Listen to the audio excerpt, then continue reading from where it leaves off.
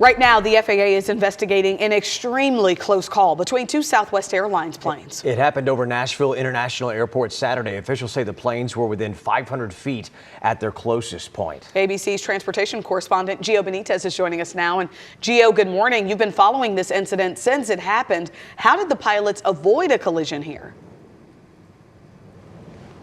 Oh my gosh, Gia and Matt, I mean, this was very, very serious because we're talking about, as Matt just said, two planes that were separated by just 500 feet. And when you're talking about planes, that's really seconds. That's how close they are because of the speed that they're moving in. So basically, one of the planes was doing what they call a go-around. It's a pretty typical procedure. Something happens usually with the wind or whatever it may be. And in this case, it was the wind. So they're doing a go-around, right? So that's basically they're coming in for a landing and they go back around to come back for a new landing.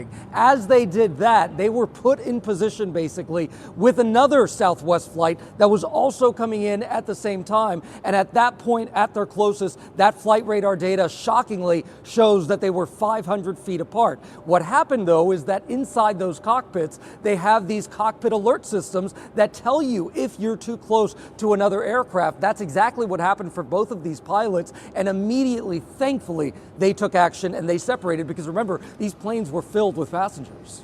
And Gio, couldn't agree more on that part. Very thankful these planes didn't have a bigger problems in the air. We also know that the FAA did issue a ground delay just 2 days before this incident. How big of an issue is this? Was this an incident involving traffic staffing or air traffic staffing at all, from what you can tell?